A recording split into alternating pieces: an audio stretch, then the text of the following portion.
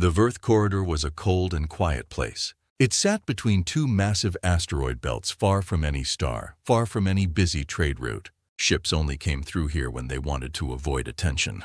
The corridor was narrow, dark, and surrounded by drifting rocks on both sides. It was not a place most captains liked. It was, however, a perfect place for a trap.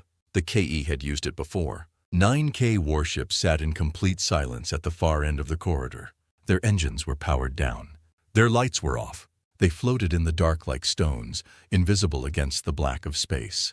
They had been waiting for 6 hours. They were patient. Snores the Kaith were always patient when they hunted. High Warlord Sithvar stood on the bridge of his flagship, the Dominion's Fist. He was tall, even for a K. His skin was deep gray, marked with the dark red patterns that showed his rank and his victories.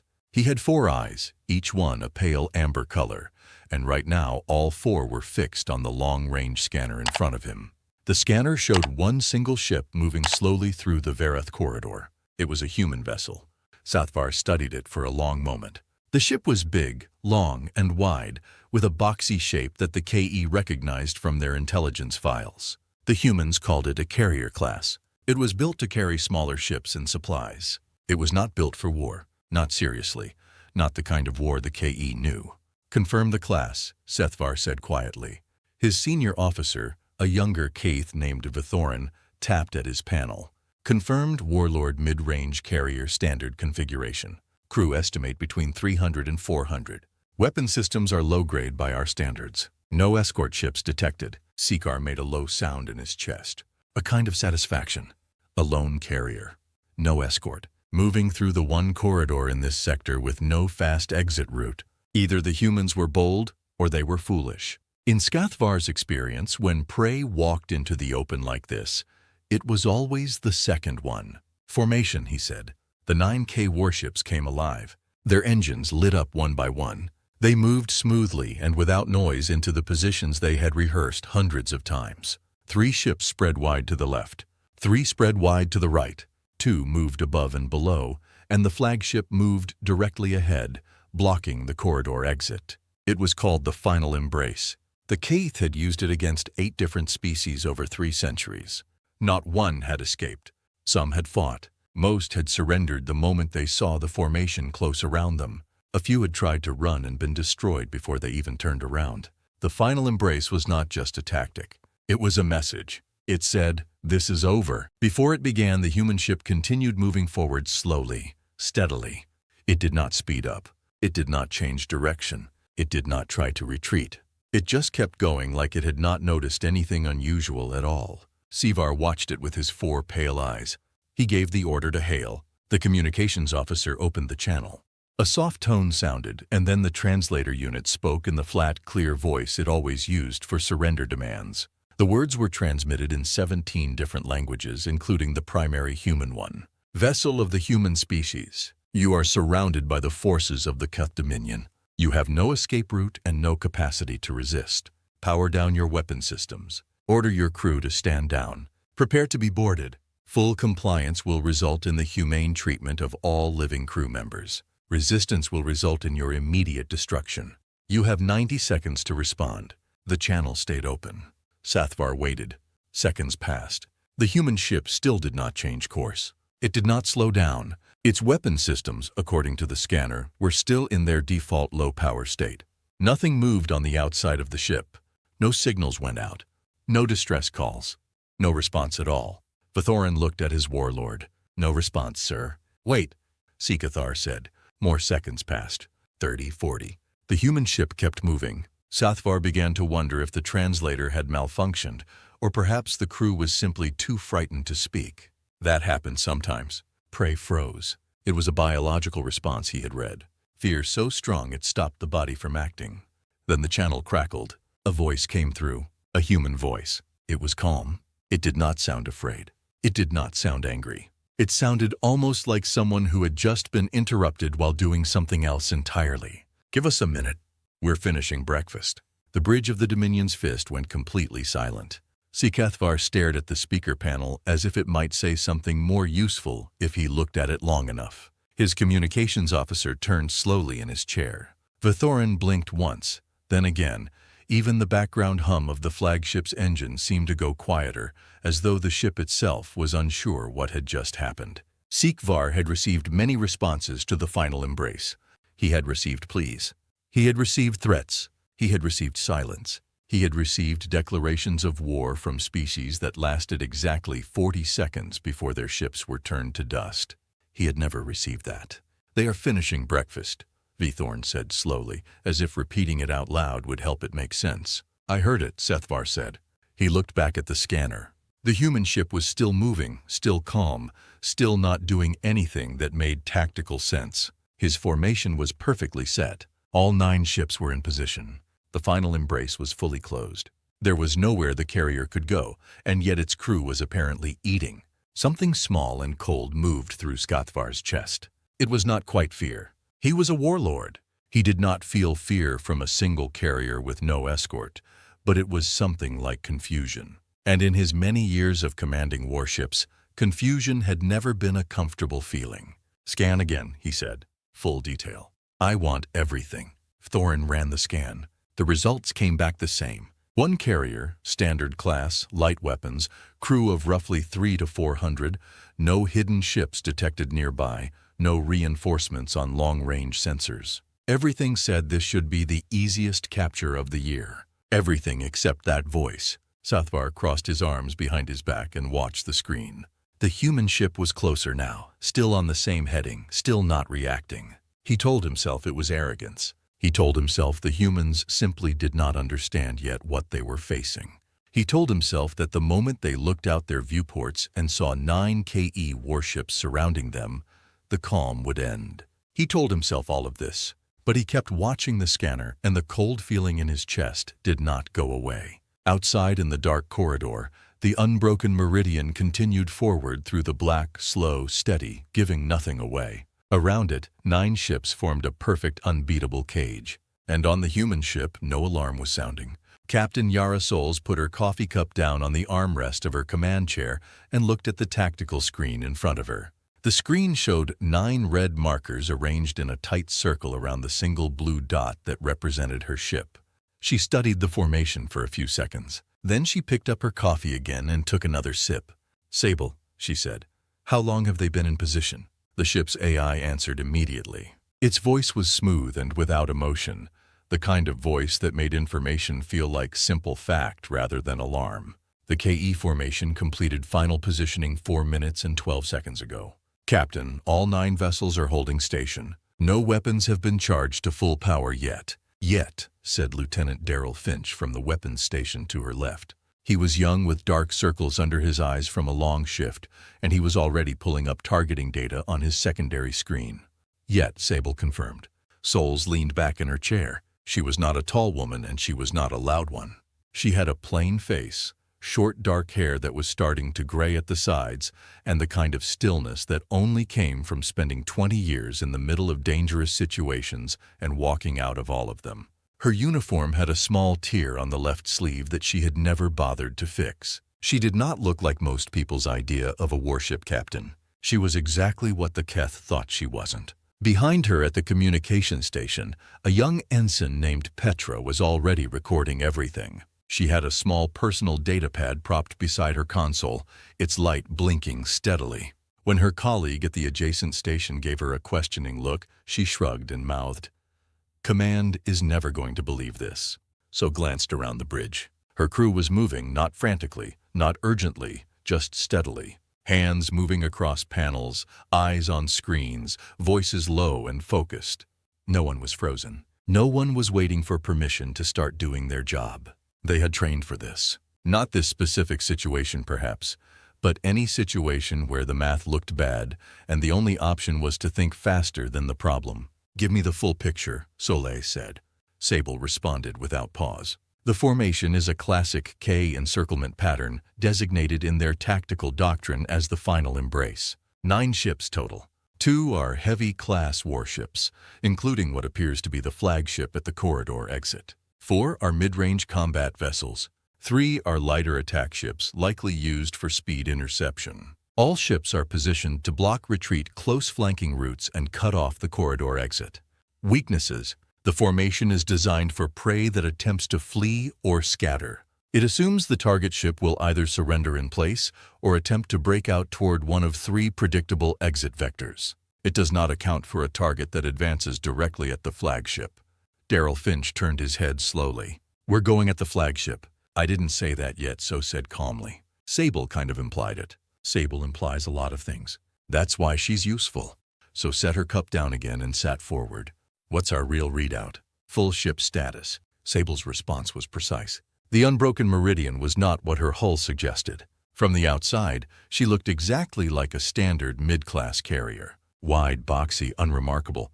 That was the point.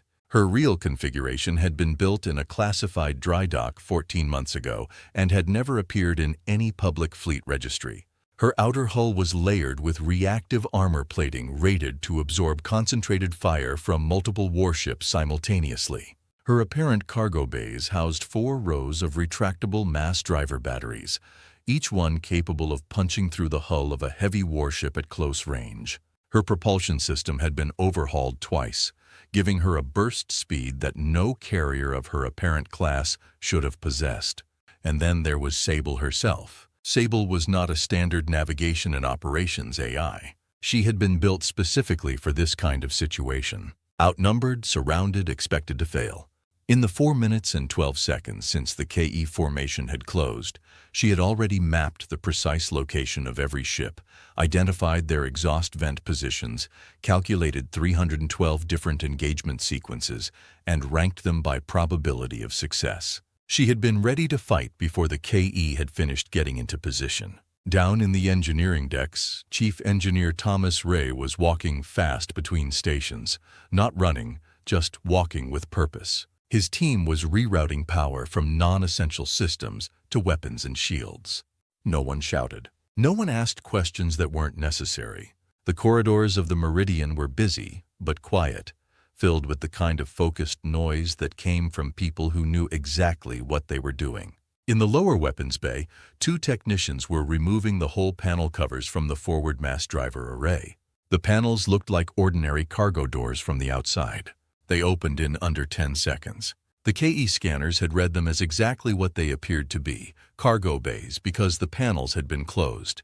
Because the weapons behind them were powered to standby, not active. Because the Meridian had been designed to look exactly as harmless as possible for exactly this kind of moment.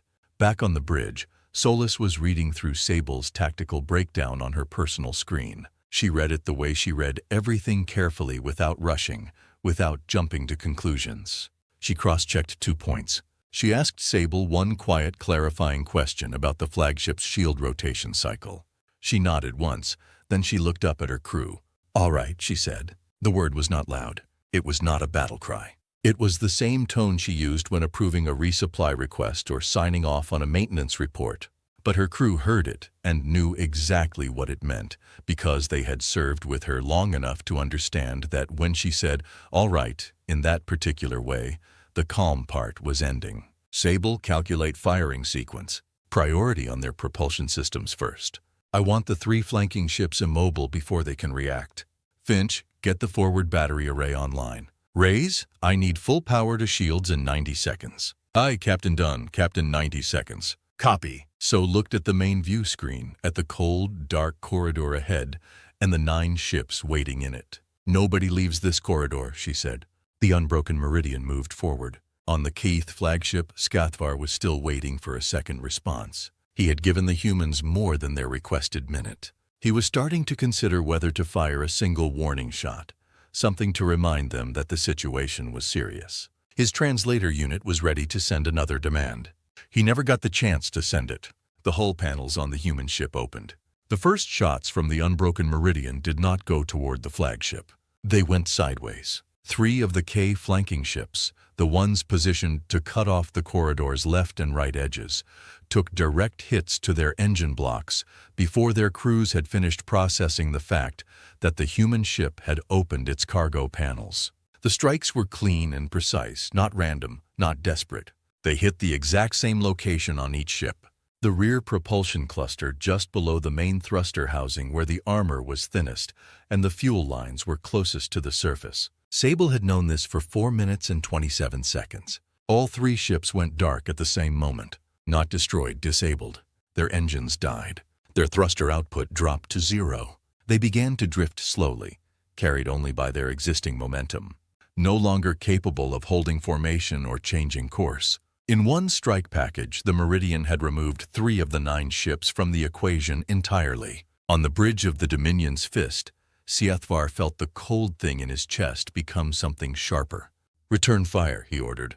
The remaining 6 Keth ships opened up. Plasma bolts and beam weapons converged on the human carrier from multiple angles. They hit. Several of them hit squarely. The Meridian shields flared white and then orange in the places where the energy was absorbed. The hull shook. Lights on the bridge flickered for a second. A secondary panel at the navigation station sparked and went dark. So gripped her armrest.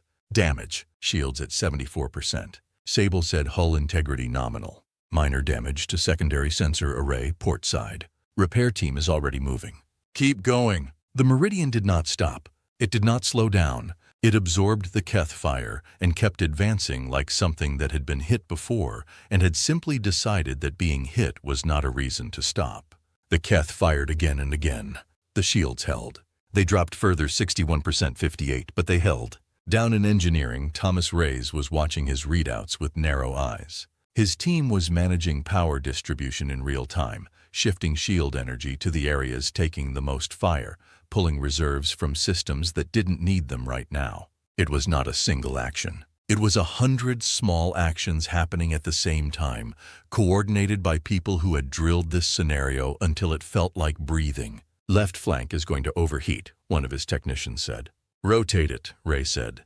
Pushed the load to the dorsal layer. Already on it, Reyes nodded and moved to the next station. Back in the corridor, the shape of the battle was changing in ways the KE had not planned for. The 3 disabled ships were drifting. One of them had begun to rotate slowly. Its dead bulk now floating across the path of a K mid-range vessel on the right side of the formation. That ship had to break position to avoid a collision, pulling it out of its firing arc and creating a gap in the encirclement. Sable noticed the gap the instant it appeared. "Forward battery, second target package," Soli said, and she did not need to explain further because Sable was already executing. The Meridian's mass driver batteries rotated smoothly on their mounts. The sound inside the ship was a deep rhythmic thooting, not chaotic but steady, almost mechanical like a heartbeat. Each shot was heavy and fast, designed to punch through armor rather than burn through shields. They were not energy weapons. They did not flash or glow. They simply hit and things broke. 2 of the mid-range KE warships took direct hits to their forward hull sections. One lost its main weapon array completely. The other took damage to its bridge module. Not enough to destroy it, but enough to kill its command crew and leave it running on emergency systems, turning in slow circles with no one able to steer it. 5 ships were now out of the fight. 4 remained. Sikathar was standing now, his 4 eyes moving rapidly between his tactical display and the view screen. The human ship was still coming. It was closer now, much closer. And the corridor walls were narrowing on both sides, which meant his ships had less room to maneuver, less room to spread out, less room to do anything except face forward and fight. He had designed the final embrace to compress the prey, to close the walls in, to leave no space for movement. The corridor was now compressing his own fleet. "All ships, focus fire on the forward hull," he commanded. Hit it from every angle, overwhelmed the shields. The 4 remaining KE ships did as ordered. The combined fire was heavy. The Meridian shields dropped to 39%, then 32%. An actual hull breach opened on the lower port side, small, contained immediately by emergency bulkhead systems, but a breach nonetheless. The ship shuddered from the impact. Petra was still recording at her communication station, grabbed the edge of her console to keep herself steady. The datapad tipped and clattered to the floor. She grabbed it, checked it was still recording, and put it back. So said nothing about the breach. She was already reading Sable's next recommendation. "Burst drive," she said. 3-second pulse now. The Meridian's hidden propulsion system fired. For 3 seconds, the ship moved at a speed that no carrier of its class should have been capable of. The KE vessels on the corridor flanks, already close, suddenly had a human warship traveling directly through their formation at attack speed. The shock of it was instant. 2 ships tried to break away. One succeeded, the other did not move fast enough. The Meridian passed it at close range and the mass drivers fired at point-blank distance. That ship did not survive. 3 remaining. Scathvar was gripping the edge of his console with both hands. He could see on the tactical screen how his formation had collapsed. The perfect geometry of the final embrace, the carefully placed ring of ships, the sealed exits, the controlled lines of fire was gone. It had become a loose, scattered cluster of damaged vessels in a narrow corridor, and the human ship was in the middle of it, turning, fighting, firing. The prey was not in the middle of the cage. The prey was hunting. "Warlord?" Thorne's voice was quieter than usual. "2 of our remaining ships are reporting critical damage. One is requesting permission to withdraw." Sikar did not answer for a moment. He was watching the human ship take another hit from his flagship's batteries and absorb it. Watched its shields pulse and hold. Watched it turn smoothly toward his next vessel. In 3 centuries, the final embrace had never failed. It had never needed to be reconsidered mid-battle. It had always ended the same way. The prey powered down, gave up, or was destroyed. This was not ending that way. Thorin said softly, "Sir, what are your orders?" Sathvar opened his mouth, and for the first time in his life as a Keth warlord, he did not have an answer ready. 3 weeks before the ambush in the Varath corridor, a Keth analyst named Threvis had stood in a War Council chamber and tried to say something that no one wanted to hear. The chamber was large and cold as all KE military rooms were. The walls were dark stone, the lights were harsh and white. Around a long table sat 12 senior officers, all of them with the red rank markings of commanders and warlords. At the head of the table had been Sekathar himself, arms crossed, patient, already decided. Threvitis was smaller than the others. She was a researcher, not a soldier. Her skin was lighter gray and she had no rank markings, only the plain collar of the intelligence division. She had brought a datapad. She had spent 3 weeks preparing what was on it. She had been given 5 minutes. "The humans are not like the other species we have engaged," she had said, speaking quickly but clearly. "Their biology is unusual. When they experience extreme stress or danger, their bodies produce high amounts of a chemical called cortisol and another called adrenaline. In most species, these chemicals cause hesitation, shaking, confusion. In humans, they cause sharper focus, faster reaction time, a reduction in the fear of pain." One of the senior officers had made a dismissive sound. Threvalis had continued, "Their history of warfare spans thousands of years. They have fought each other for territory, for resources, for ideas. They have fought disease, famine, and climate collapse. Every time they have faced destruction as a species, they have adapted rather than surrendered. Their military doctrine is built on the assumption that they will take damage, not that they might take damage, that they will. They build their ships expecting to be hit.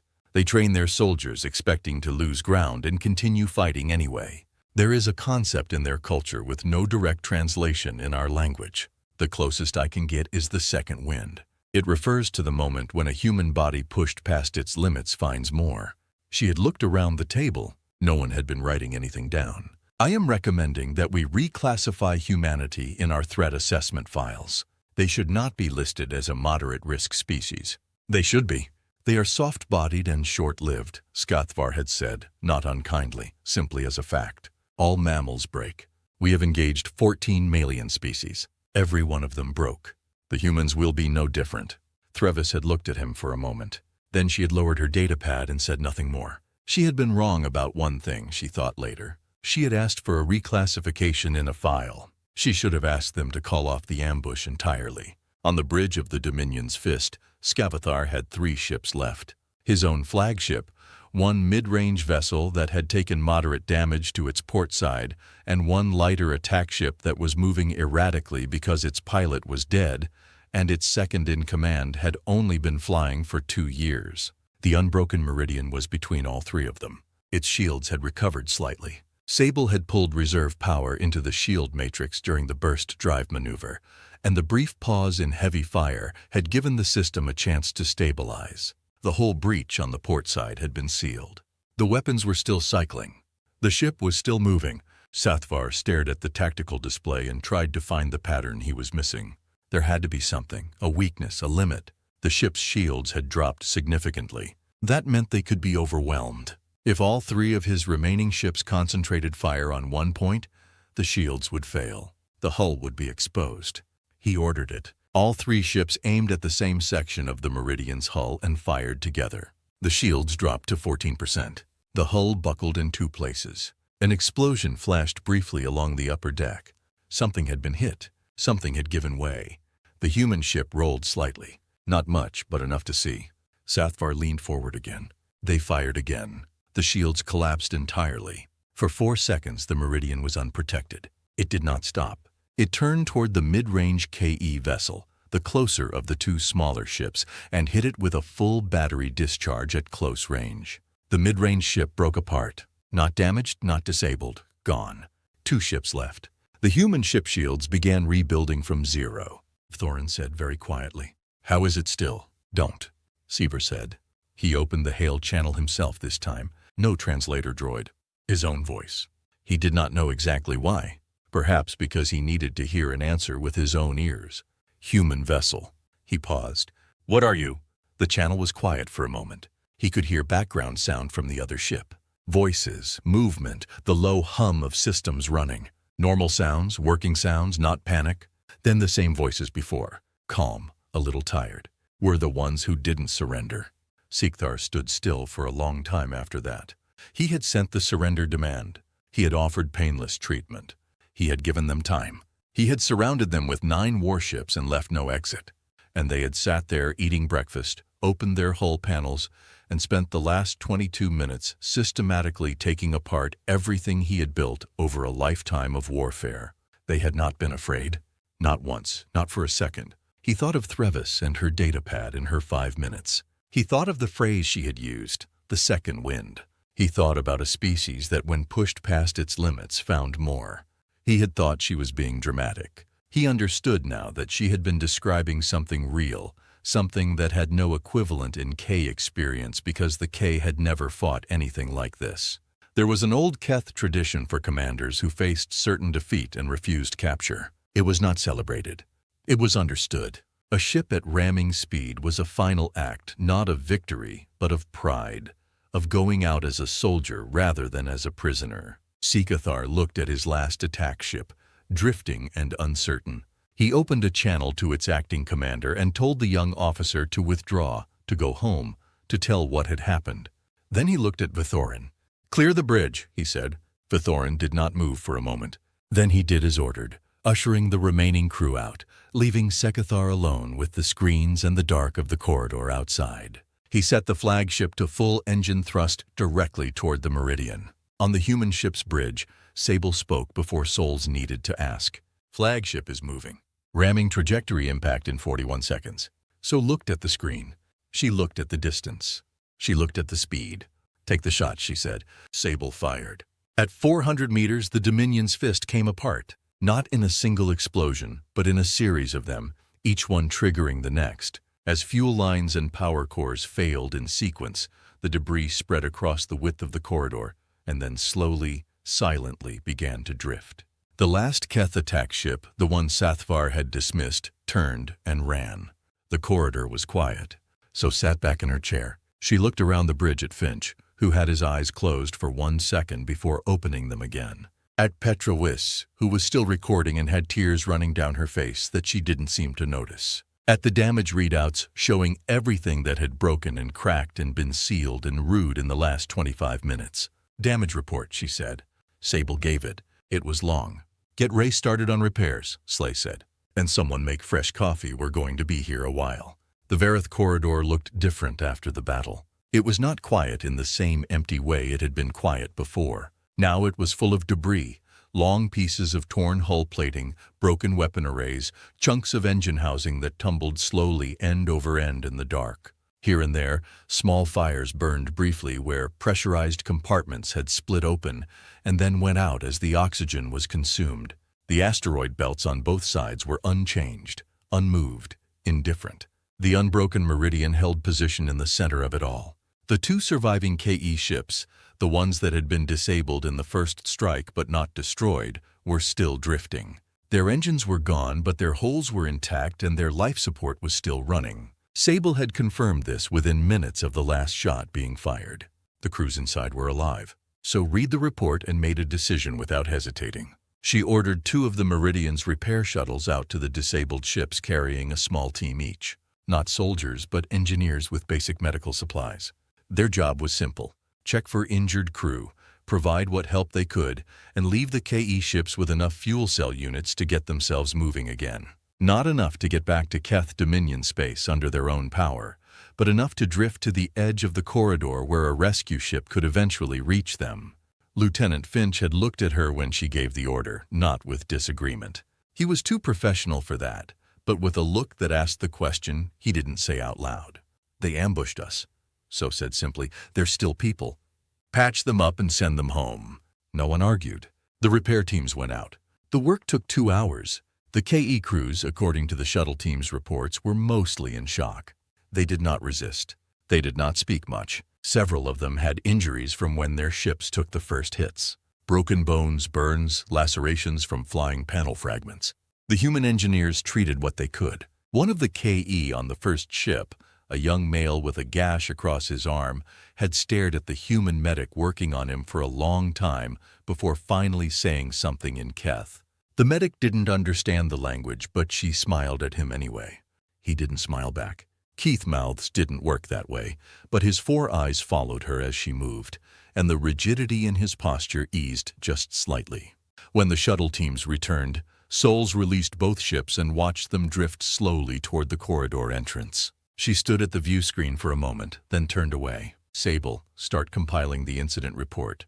"Already started, Captain." "Good." She looked around the bridge. "Get some rest, everyone. We'll begin repairs in the morning shift." The 2 KE survivors reached a rescue ship 6 days later. Their stories reached Keth Dominion High Command 8 days after that. The accounts were consistent. They were also, by all reports, deeply unsettling to everyone who heard them. 1 carrier, 9 warships, 40 minutes. The High Command chamber went quiet in a way it had not gone quiet since the last major war. No one spoke for a long time. Then someone asked for the full recording from the second disabled ship, which had kept its external sensors running during the battle. It was played on the main display. Everyone watched it without speaking. When it was over, a senior officer said they treated the survivors. No one had an immediate response to that either. Analyst Threvis received a message 2 days later. It was short. It told her to report to a new office twice as large as her previous one, and that her research budget had been increased by a factor of 12. The message was signed by the senior intelligence commander, and at the bottom in a personal note that was not standard for official communications. It said, "You were right.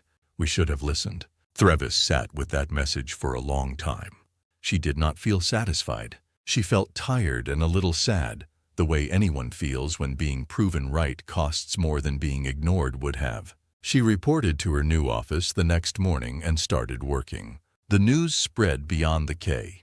In the Galactic Council, a loose gathering of species that monitored major interstellar events and occasionally tried to prevent them from becoming catastrophes. Word of the Vera corridor engagement moved quickly, not through official announcements, but through the informal channels that have always carried the most important information. Quiet conversations between diplomats, whispers in corridors, messages sent between intelligence offices. The Velhari, a species with 4 arms and a long history of careful political calculation, had 2 ships in a nearby sector that had been quietly watching human expansion routes for the past year.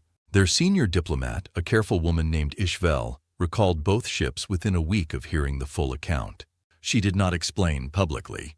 She did not need to. A Moran trade representative speaking to a contact from another species at a council reception said it in the way that simple things are sometimes said when there is nothing more complicated to add. They ambushed a single human ship 9 against 1, and the humans filed a report. His contact looked at him. "That's it. They just filed a report. That's it." Ishavavel said she was passing by and had heard. She did not stop walking, and then they repaired their ship and continued their patrol. The unbroken Meridian returned to Frontier Station 71 days after the engagement. She came in on a standard approach at standard speed. Her hull, showing the visible marks of the battle-scored plating, replaced panels that were a slightly different shade than the original 1 antenna housing that was clearly a temporary repair. She did not come in with an escort. She did not broadcast anything on open channels. She docked like a ship coming back from a long shift. Captain Solus was met at the dock by Fleet Admiral Rain, a broad man with white hair and the look of someone who had read the incident report 3 times and still had questions. He shook her hand. He told her there would be a full debrief. He told her that the Admiralty was recommending her for promotion to Admiral effective immediately, so thanked him. Then she told him politely but clearly that she preferred the ship. Rain looked at her for a moment. Then he nodded as if this was not surprising and walked with her toward the debrief room. Behind them, Petra walked off the ship with her personal data pad held carefully under her arm.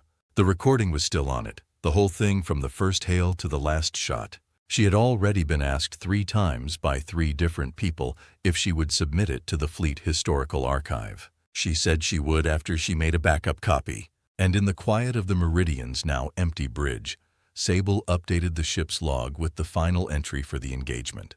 Timestamp, coordinates, outcome, a list of damage sustained and repaired, the names of the 2 KE vessels released, a note on crew status. The last line read, "All threats neutralized. Crew status nominal, resuming original heading, no further action required." The log closed. The ship sat in dock, quiet and patient, waiting for the next patrol. Outside the station windows, the stars held their positions cold and steady and vast, the same as they had always been, unchanged by the small, brief, remarkable things that happened between them.